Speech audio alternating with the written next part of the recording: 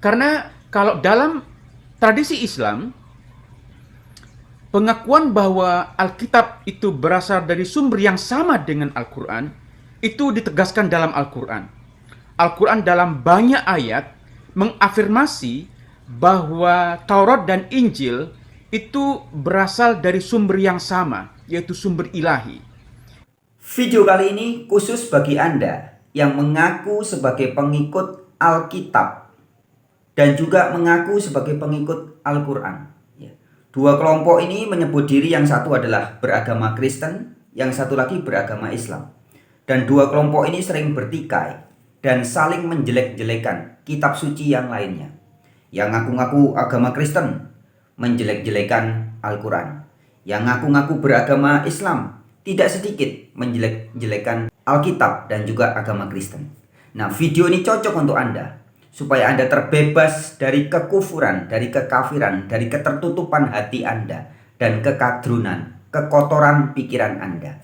Oke, simak baik-baik ya. Halo sobat-sobat semuanya, jumpa lagi di channel Warta Kabar Baik. Selamat pagi buat yang menyimak video ini di pagi hari. Selamat siang, sore, dan malam buat yang menyimak di siang, sore, atau malam hari. Sobat-sobat, video-video di channel Warta Kabar Baik ini hanya dikhususkan bagi jiwa-jiwa atau orang-orang yang berpikiran terbuka ya. Bagi yang tidak berpikiran terbuka, skip aja deh. Oke, terima kasih semuanya. Jangan lupa subscribe, like, komen, dan share ya. Halo sahabat-sahabat, jumpa lagi dalam channel Warta Kabar Baik. Oke sahabat-sahabat, sejak tahun 2000-an ya, saya mengkaji Al-Quran dan Alkitab. Dan kemudian tahun 2004 saya menerbitkan buku ini, Allah dalam Alkitab dan Al-Quran. Ya, intinya buku ini membahas tentang titik temu ajaran yang sama yang ada di dalam Alkitab maupun Al-Quran. Khususnya ketika berbicara tentang Allah yang diberitakan. Ya, jadi sejak tahun 2004 saya membuktikan bahwa Allah yang diberitakan di Alkitab sejatinya adalah entitas yang sama yang diberitakan juga dalam Al-Quranul Karim. Nah, sahabat-sahabat, pada video kali ini saya akan menyajikan edukasi yang sesuai atau senada dengan buku saya ini ya. Tetapi edukasi ini disampaikan oleh Dr. Mun'im Sirih, seorang ahli sejarah Al-Quran dan sejarah agama Islam, juga sejarah Nabi Muhammad. Oke ya, without wasting time, tanpa buang waktu, kita simak sama-sama. Sahabat-sahabat perhatikan ya, video ini sangat penting dipahami, khusus ya, spesial bagi Anda yang masih mengaku sebagai pengikut Alkitab dan juga Anda yang mengaku sebagai pengikut Al-Quran. Ini khusus ya, supaya paham betul. Demikian. Terima kasih Mas Rahmat. Assalamualaikum warahmatullahi wabarakatuh. Dan selamat malam untuk teman-teman semua. Juga terima kasih untuk Mas Andreas yang tidak bosan-bosan menghadirkan saya di acara Interfaith. Teman-teman, saya kira karena waktunya yang terbatas dan saya berharap akan banyak dialog pada malam ini, seperti tadi sudah diberi pengantar dengan sangat baik oleh Mas Rahmat. Saya akan fokus pada bab 4 tentang Al-Quran dan Alkitab. Karena dua bedah buku pertama saya fokus pada bab 1 untuk menjelaskan tentang Islam sebagai agama late antiquity. Kemudian saya menjelaskan bab 2 dan bab 3. Bab 2 saya kira secara khusus tentang bagaimana melihat sumber-sumber untuk merekonstruksi Islam awal, terutama dari Al-Quran dan tafsir. Bab 3 memang kita lompat karena menyangkut tentang studi manuskrip. Karena malam ini saya kira audien kita adalah teman-teman yang aktif dalam interfaith, hubungan antar agama. Saya sangat mengapresiasi kerja keras teman-teman untuk membangun keharmonisan hidup antar umat beragama yang setiap saat bukan semakin baik, ternyata semakin buruk. Dan karena itu kerja teman-teman menjadi sangat urgen di tengah ketegangan, konflik, kesalahpahaman yang terus melebar. Saya akan fokus pada bab 4 karena alasan yang paling utama sebenarnya hubungan Alkitab dan Al-Quran ini sebenarnya isu yang kontroversial sejak awal pertemuan Islam dan Kristen. Dari awal, umat Islam dan umat Kristen yang sebenarnya mewakili dua komunitas terbesar di dunia itu memiliki ketidakpercayaan ketika berbicara soal kitab suci. Ya. Kita tahu dan ini sudah menjadi pengetahuan umum bahwa tuduhan Alkitab telah mengalami tahrif atau distorsi, perubahan dan tidak otentik itu cukup kuat di kalangan umat Islam. Ada satu buku yang ditulis oleh kawan di Inggris berjudul Muslim and Christian Face to Face. Jadi Muslim dan Kristen saling berhadapan, itu mengkaji tentang pandangan ulama-ulama Muslim abad 20 tentang Alkitab secara khusus. Dan kesimpulannya adalah penulisnya adalah Kate Zabiri, seorang sarjana yang aktif dalam hubungan Islam Kristen di Inggris. Dan kesimpulan dia adalah bahwa tuduhan Alkitab tidak otentik itu sangat dominan di kalangan ulama-ulama Muslim hingga abad 20. Memang penelitiannya hanya terbatas pada karya-karya yang ditulis dalam bahasa Inggris di kalangan ulama-ulama yang hidup di dunia Islam, bukan di Barat. Dan ini mengindikasikan bahwa soal hubungan Alkitab dan Al-Quran ini sebenarnya sampai saat ini menjadi persoalan yang sangat serius. Tuduhan tentang tahrif itu sebenarnya tidak hanya dominan di kalangan umat Islam, di kalangan Kristen sekalipun, anggapan bahwa tidak ada kitab suci yang merefleksikan wahyu ilahi setelah Alkitab itu sangat dominan juga. Dan barangkali umat Kristen itu menghadapi persoalan yang lebih rumit dibanding orang Islam. Ya, ketika menyangkut bagaimana seharusnya umat Kristiani memperlakukan Al-Quran misalnya. Karena kalau dalam tradisi Islam, pengakuan bahwa Alkitab itu berasal dari sumber yang sama dengan Al-Quran itu ditegaskan dalam Al-Quran. Al-Quran dalam banyak ayat mengafirmasi bahwa Taurat dan Injil itu berasal dari sumber yang sama, yaitu sumber ilahi. Ini ditegaskan dalam banyak ayat dalam Al-Quran.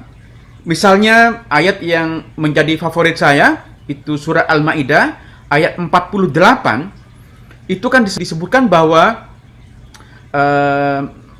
Allah itu menurunkan Alkitab, menurunkan Al-Quran itu musaddiqan lima baina yadayhi, ya, bahwa Al-Quran itu diturunkan untuk mengafirmasi, mengonfirmasi apa yang sudah diturunkan sebelumnya. Jadi bahwa Al-Quran mengakui Taurat dan Injil sebagai bersumber dari Tuhan yang sama, itu sangat tegas dalam Al-Quran. Nah, dalam tradisi Kristen, persoalannya menjadi lebih rumit. Karena ada semacam konsensus bahwa tidak ada wahyu setelah Yesus. Ya, jadi dalam tradisi Kristen, Yesus itu dilihat sebagai wahyu yang sempurna.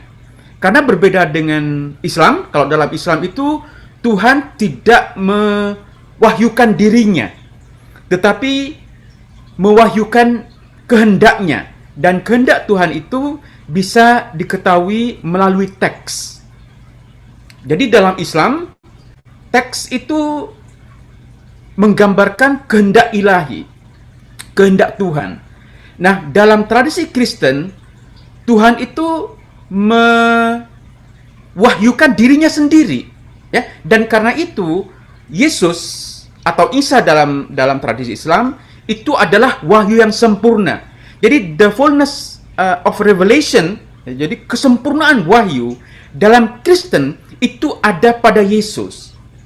Nah, kitab suci seperti Perjanjian Baru, termasuk juga Injil, itu dilihat sebagai normative witness, kesaksian normatif tentang wahyu yang sempurna.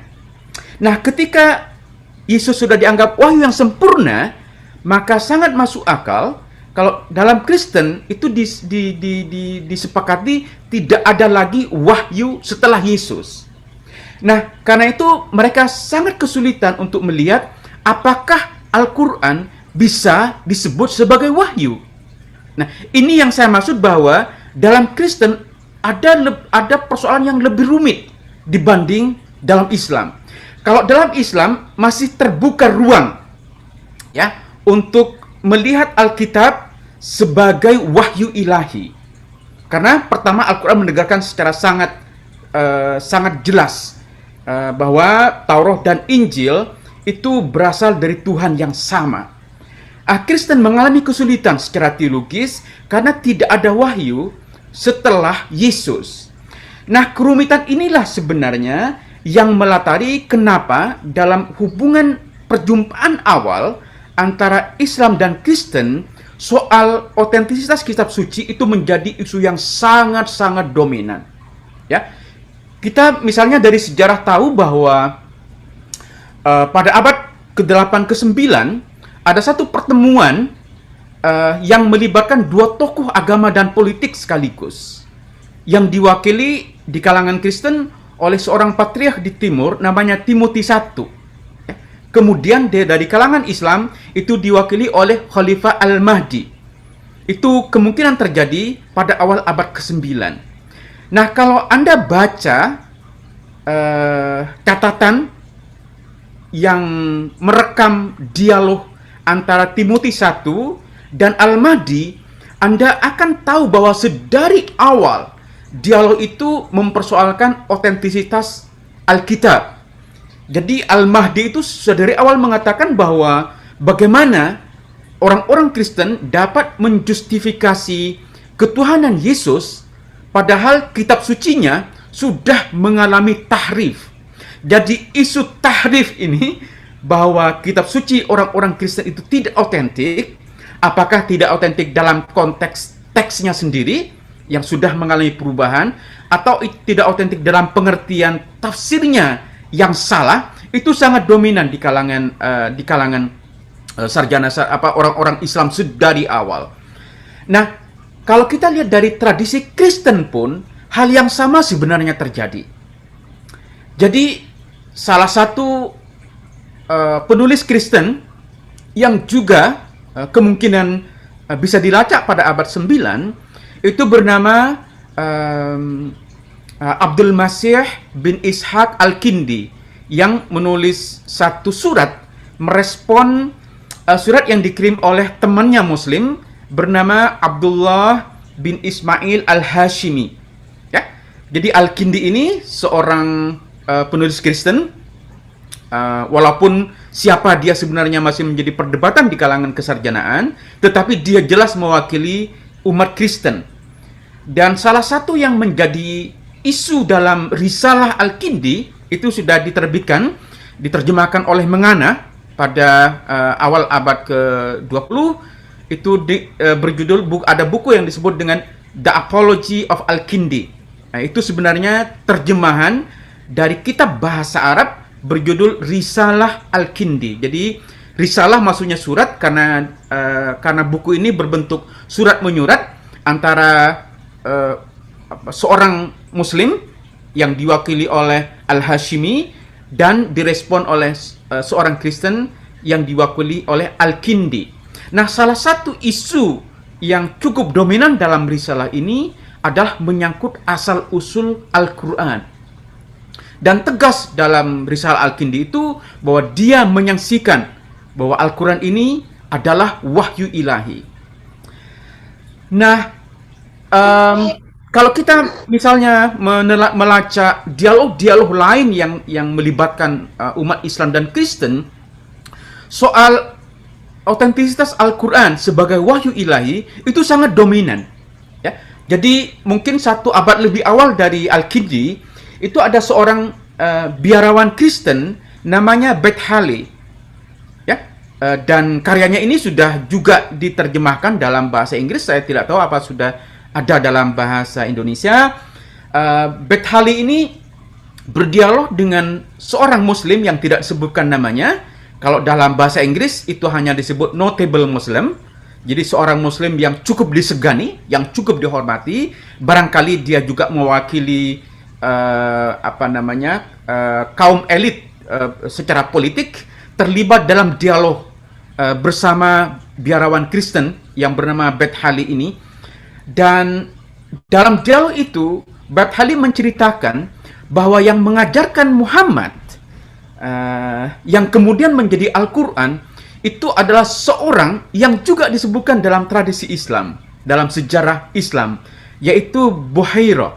Ya, kalau dalam tradisi Islam, kita tahu kalau Anda membaca Sirah Nabawi atau kehidupan Nabi, biografi Nabi, Anda akan temukan seorang biarawan Kristen yang bernama Buhairah atau Bahiro dalam tergantung bagaimana kita membacanya, yang disebutkan bahwa dalam perjalanan ketika Nabi masih kecil, dibawa oleh pamannya ke Syria, di tengah jalan, di satu daerah yang bernama Bustra, dia disetop oleh seorang biarawan Kristen bernama Bahira. Dan di sana, Bahira itu memberikan kesaksian bahwa seorang Muhammad kecil ini akan menjadi nabi dari kaumnya.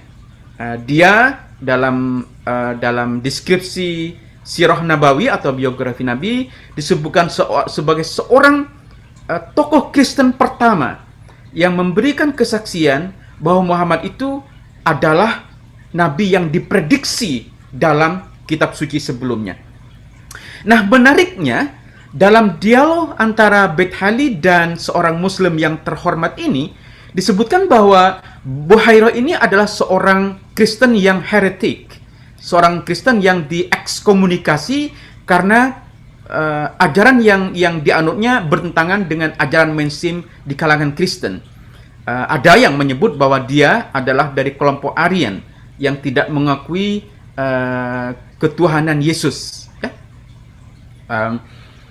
Nah, dalam dialog Beth Halley ini disebutkan bahwa seorang Bahiro inilah sebenarnya yang mengajarkan Nabi Muhammad. Jadi disebutkan secara sangat rinci bagaimana suatu saat Bahiro itu mengatakan kepada Muhammad kecil, waktu itu Muhammad yang sudah bukan kecil, ketika Muhammad sudah memulai dakwahnya, Bahiro itu mengatakan bahwa saya akan menulis kitab dan kamulah yang mendakwahkan kitab ini. Jadi menurut versi Beth Halley, penulis Al-Quran adalah seorang Kristen yang heretik. Jadi teman-teman, poin yang ingin saya ajukan adalah sedari awal soal otentisitas kitab suci ini menjadi perdebatan yang sangat-sangat serius di kalangan umat Islam dan Kristen. Nah, yang perlu kita pikirkan sekarang, bagaimana kita mengatasi persoalan yang sangat serius ini? Apa yang dapat kita lakukan? Ya. Pertama, solusi yang kerap dimunculkan adalah dengan menegaskan bahwa atau memberikan penekanan bahwa baik Alkitab maupun Al-Quran berasal dari sumber yang sama. Dan karena itu seharusnya umat Kristen dan umat Islam itu tidak berantem menyangkut kitab suci masing-masing, karena keduanya berasal dari kitab suci yang sama. Argumen seperti ini sangat atraktif dan sangat baik dikembangkan, ya, sebagai satu pengantar untuk menunjukkan bahwa baik Alkitab maupun Al-Quran itu punya status istimewa dalam dua tradisi agama, karena masing-masing umat Islam dan umat Kristen menganggap kitab sucinya berasal dari Tuhan yang sama. Dan implikasinya adalah bahwa diharapkan umat Islam juga mengakui kitab suci orang-orang Kristen punya status yang istimewa, sebagaimana orang Kristen menganggap Al-Quran sebagai kitab yang berstatus istimewa, karena keduanya berasal dari Tuhan yang sama. Ini sebenarnya satu solusi paling awal yang bisa kita lakukan. Nah, problemnya adalah kita tidak cukup dengan solusi seperti ini, karena kenyataannya ada beberapa hal yang berbeda antara Al-Quran dan Alkitab. Nah, ketika menyangkut perbedaan inilah isunya menjadi luar biasa sulit diatasi. Ketika kita melihat persamaan, tentu itu bisa dipahami karena keduanya berasal dari Tuhan yang sama. Tapi ketika menyangkut perbedaan atau bahkan kritik Al-Quran terhadap Alkitab, maka persoalannya menjadi rumit. Jadi pertanyaannya adalah, jika keduanya berasal dari Tuhan yang sama, bagaimana mungkin dua kitab ini punya versi yang berbeda dalam beberapa hal? Dalam hal lain, bahkan Al-Quran mengkritik apa yang ada dalam Alkitab. Nah, itu yang kemudian menjadi sulit.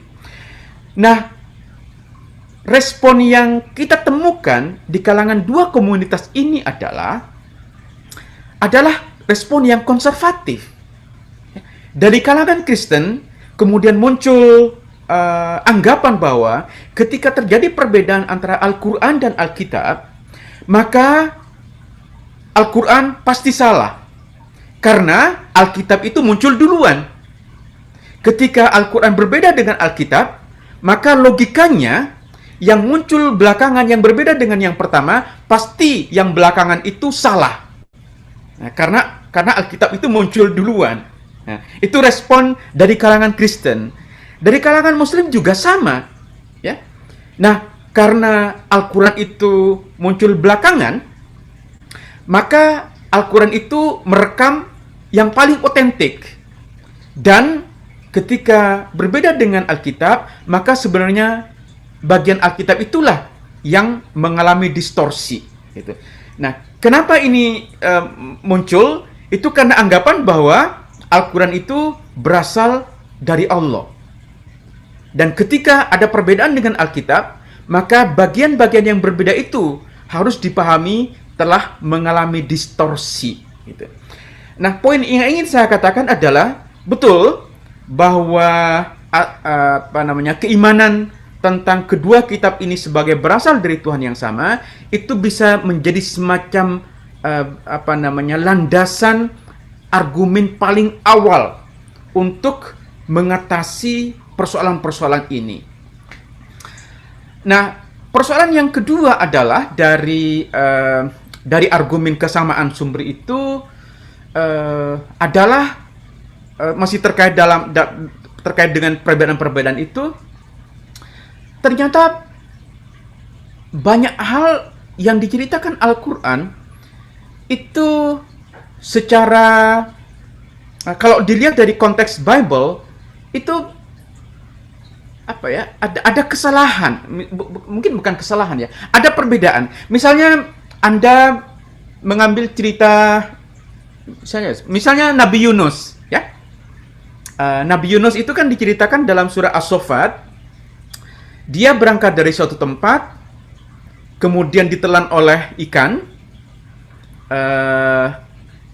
Dia berdakwah di tempat dan kemudian karena ditolak dakwahnya oleh masyarakat setempat, maka dia pergi dari tempat itu sampai suatu saat dia ditelan oleh ikan besar, ya kan? Nah, kemudian setelah dia selamat dari ikan itu, dia mengembara ke suatu tempat yang di tempat yang begitu panas sehingga ada pohon yang tumbuh dan menaungi dirinya. Itu kan cerita dalam Al-Quran. Nah, kalau kita lihat dalam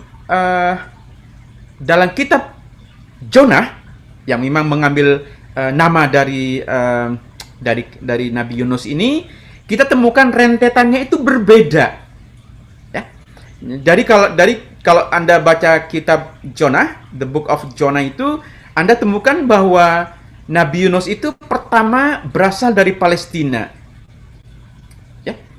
Kemudian, jadi belum berdakwah, dia berasal dari Palestina, diperintahkan oleh Tuhan untuk mengembara dan melewati lautan. Di lautan itu dia kemudian dimakan oleh ikan, sampai akhirnya dia tiba di satu tempat di Mesopotamia, satu lokasi yang namanya Nineveh. Dan di sana dia mulai berdakwah.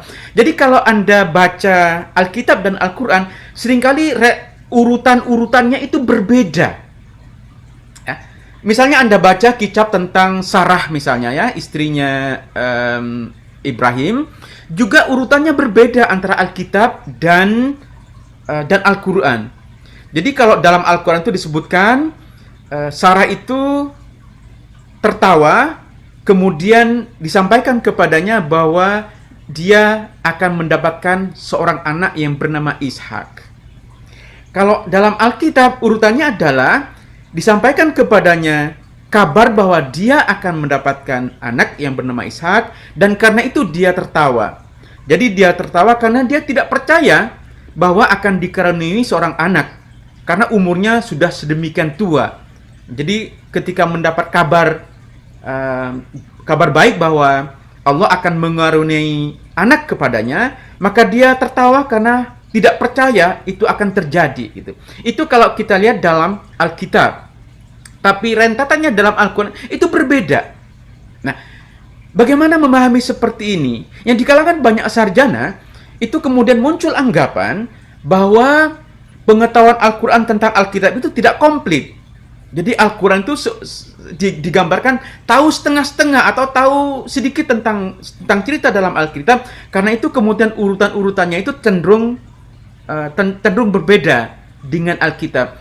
Saya menceritakan ini semua dan berharap teman-teman tidak menggunakannya sebagai argumen polemik ya. Dan saya sangat marah sekali ketika saya menceritakan berbagai persoalan antara Alkitab dan Al-Quran, itu kemudian dijadikan sebagai argumen polemik untuk menyalahkan satu dengan yang lain. Saya menceritakan ini semua untuk menggambarkan rumitnya hubungan antara Alkitab dan Al-Quran, dan karena itu kita perlu berpikir bagaimana mencari solusi gitu. Argumen apa, ide apa yang bisa kita kembangkan untuk menyelesaikan persoalan yang rumit yang sejak awal telah mendominasi hubungan orang-orang Islam dan Kristen. Ya, misalnya kalau Anda baca cerita tentang Yesus sekalipun, itu ada hal-hal yang rumit dalam Al-Quran itu. Misalnya surat Al-Maidah ya, kata Al-Maidah sendiri itu kan muncul sekali dalam surat itu, dan karena pentingnya itu kemudian dijadikan sebagai nama surat Al-Maidah. Maidah itu artinya meja yang di atasnya ada makanan ya. Nah, kalau dalam Al-Quran itu kan disebutkan bahwa murid-murid Isa itu hawariyun, wa qala al-hawariyun hal yastati rabbuka an yunazzila alaina ma'idatan minas sama gitu. Jadi murid-murid Yesus ini bertanya kepada Yesus, bisakah Tuhanmu menurunkan maidah hidangan dari langit? Nah, kalau Anda baca Alkitab, terutama Perjanjian Baru, Anda tidak akan temukan episode ini dalam hidup Yesus. Murid-murid Yesus yang bertanya, apakah Tuhan bisa mendatangkan makanan dari langit? Gitu. Sarjana-sarjana Muslim juga kesulitan ya memahami ayat ini gitu, karena dalam perspektif Islam sekalipun atau perspektif banyak mufassir sekalipun, sulit dibayangkan bahwa para murid Yesus itu tidak percaya tentang kemampuan Tuhan ya. Nah, karena itu di kalangan para mufassir itu diusulkan supaya kalimatnya dirubah ya. Bukan yastatio, jadi bukan apakah Tuhanmu bisa menurunkan hidangan dari langit, karena sulit dibayangkan gitu, murid-murid Yesus ini tidak percaya kemampuan Tuhan ya. Karena itu sebagian mufassir mengusulkan supaya iya-nya itu diganti menjadi ta. Jadi menjadi hal tastati rabbaka an yunazzila alaina ma'idatan minas sama. Jadi kalau diterjemahkan, bisakah kamu? Jadi bukan yastatio. Kalau yastatio itu berarti fa'ilnya kan Allah. Tapi kalau tastatio itu pelakunya itu sebenarnya Yesus. Jadi, apakah kamu Yesus bisa minta kepada Tuhanmu untuk menurunkan hidangan dari langit? Karena Karena banyak mufasir tuh nggak kepikir kok, gimana mungkin gitu ya. Tuhan murid-murid Yesus itu ragu dengan kemampuan Tuhan. Itu tidak mungkin gitu. Karena itu ya-nya diubah menjadi tak. Kalau Anda baca tafsir, Anda akan temukan ini, bahwa salah satu cara baca ayat ini adalah hal tastati'u rabbaka an yunazzila alaina ma'idatan minas sama. Apakah engkau bisa minta kepada Tuhanmu untuk menurunkan hidangan dari langit? Karena itulah ya. Padahal kalau kita menganggap bahwa audien Al-Quran itu adalah orang-orang yang sudah mengenal Alkitab, semua persoalan ini menjadi sangat mudah dipahami. Ya. Jadi perbedaan runtutan tentang Sarah tertawa dulu atau dikasih kabar dulu, itu tidak menjadi penting. Karena audien Al-Quran itu sudah tahu cerita detailnya. Jadi mereka akan paham, oh iya, Sarah itu tertawa ketika dikabarkan. Jadi ketika, bukan tertawa dan, atau tertawa maka disampaikan kepadanya kabar bahwa dia akan mendapatkan anak. Jadi karena audiennya sudah tahu, jadi mereka tidak pusing dengan cerita Al-Quran yang tampak berbeda. Ya. Demikian juga cerita tentang Nabi Yunus, tentang Isa. Ya. Misalnya, kalau kita tahu tentang konteks Alkitab, kita nggak perlu merubah iya menjadi tak. Karena mengetes keimanan itu seperti sesuatu yang diulang-ulang dalam banyak ayat dalam Alkitab. Jadi orang itu dites, ini orang beriman betul nggak sih? Karena itu misalnya dalam Al-Quran juga sama, ketika menyangkut hubungan antara Yesus tentang Isa dan murid-muridnya, itu kan dalam surat Maryam ya, surat yang ketiga ayat 50 something, 52 kalau nggak keliru, Anda bisa cek nanti, mungkin saya salah. Itu kan disebutkan falamma ahassa Isa minhumul kufra qala man ansori ilallah. Ketika Isa, Yesus dalam tradisi Kristen itu mulai merasakan ada orang-orang yang kayaknya mulai ingkar ini di kalangan murid-muridnya, ya kan? Jadi biasa dites, ya, dites. Oh ini murid-murid saya ini beriman betul nggak sih, gitu. Dan ini itu dalam kesarjanaan ini disebut dengan topoi, ya, satu motif yang diulang-ulang dalam banyak kisah dalam Alkitab. Ya. Jadi kalau Anda paham Alkitab, ya, dan mengikuti kesarjanaan Alkitab, Anda tidak akan bingung dengan Al-Quran. Jadi Al-Quran itu bukan salah. Al-Quran itu merekam motif-motif dalam Alkitab. Jadi kalau Anda misalnya baca Mazmur, ya, kitab Mazmur, ini karena ini sesuatu yang saya ajarkan, jadi saya hafal betul. Anda bisa baca kitab Mazmur pasal 78 dari ayat 18 itu kan umatnya Nabi Musa, ya, umatnya Nabi Musa itu mengetes memang, bahkan ada kalimat-kalimat yang mirip dengan surat Al-Maidah itu. Jadi ayat 18 itu umatnya Nabi Isa itu menantang Tuhan. Tuhan, kau bisa mendatangkan hidangan dari langit tidak? Jadi itu biasa, ya. Jadi itu yang disebut dengan topoi, motif yang diulang-ulang dalam kitab suci. Dan Al-Quran merekam motif itu, gitu. Nah, poin saya adalah kalau kita memahami Alkitab, maka tidak ada yang perlu dibingungkan dari Al-Quran. Jadi ini bukan Al-Quran punya pengetahuan yang tidak komplit, tidak sempurna tentang Alkitab, tetapi Al-Quran mengasumsikan audiennya itu mengetahui tentang konten Alkitab. Nah, argumen ini menjadi penting karena orang-orang yang saling menyalahkan satu dengan yang lain adalah mereka yang tidak mengenal.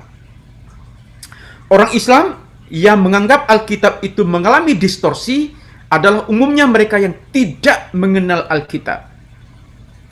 Orang-orang Kristen yang menganggap ada banyak kesalahan dalam Al-Quran adalah mereka yang juga hanya mengenal Al-Quran dari katanya dan mereka tidak membaca Al-Quran.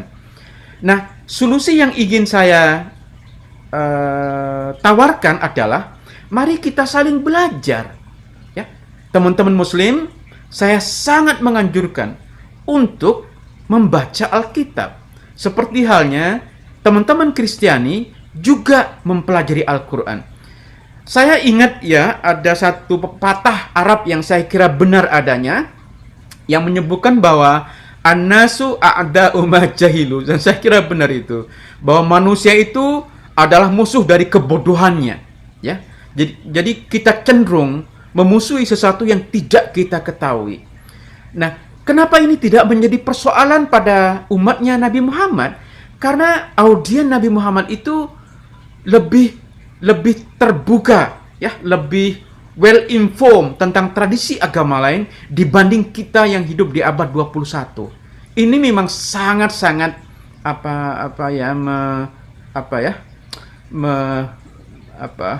sangat-sangat disayangkan, ya, bahwa kita yang hidup di abad 21 ini cenderung untuk merasa self-sufficient, ya, merasa cukup dengan sendirinya. Kita sudah punya Quran, ngapain kita baca Alkitab? Kita sudah punya Alkitab, ngapain kita baca Al-Quran? Nah, karena itu saya sangat mengapresiasi teman-teman, saya kira audien kita pada malam ini adalah mereka yang aktif dalam isu-isu interfaith, dan selama saya berada di Indonesia, saya sering juga terlibat bersama kawan-kawan. Saya sangat apresiasi apa yang dilakukan oleh teman-teman. Mungkin satu poin lagi ya, Mas Rahmat. Saya tahu saya sudah mengambil banyak waktu. Satu poin lagi. Nanti kita supaya punya banyak waktu untuk diskusi. Karena dibatasi sampai jam 9 ya. Kalau Anda melihat Al-Quran, pembelaan Al-Quran terhadap Kristen itu luar biasa. Ya, pembelaan Al-Quran terhadap Kristen itu luar biasa. Walaupun kita memang tidak tahu apa yang dimaksud Al-Quran dengan Al-Masih, ya, kenapa tapi menyebut Yesus Isa sebagai Al-Masih itu lompatan teologis yang tidak dibayangkan. Ya. Anda harus paham bahwa sebutan Al-Masih terhadap Isa, terhadap Yesus, itu sesuatu yang ditolak mentah-mentah oleh orang-orang Yahudi. Ya. Dan Al-Quran membela dengan mengatakan betul, tidak ada keraguan bahwa Isa, Yesus itu adalah Al-Masih. Walaupun kita tidak tahu, karena Al-Quran tidak menyebutkan apa yang dimaksud oleh Al-Masih dalam Al-Quran. Al-Quran juga menegaskan bahwa Yesus itu adalah kalimatullah, sesuatu yang juga digunakan oleh orang-orang Kristen. Logos itu adalah tema sentral tentang Yesus, dan itu digunakan secara utuh di Al-Quran, menyebut Isa sebagai kalimatullah. Bahkan pembelaan Al-Quran terhadap Kristen itu bahkan sebelum Yesus lahir. Ya, Anda tahu kalau kita belajar tentang sejarah hubungan Kristen dan Yahudi, bahwa Maryam, ya, Mary itu adalah seorang yang tertuduh di kalangan orang-orang Yahudi sebagai seorang perempuan yang tidak suci, ya, karena dia punya anak tanpa suami, kira-kira. Nah, Al-Quran juga merekam itu, menyebut tuduhan tuduhan orang-orang Yahudi itu sebagai sesuatu yang buhtan, yang luar biasa kejam, ya.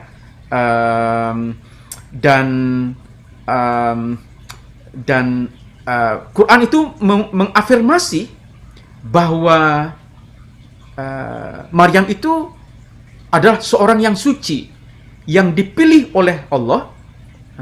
Di Al-Quran disebutkan di antara Nisaul Alamin, dia adalah orang terbaik dari seluruh perempuan di alam raya. Itu luar biasa pembelaan Al-Quran, ya.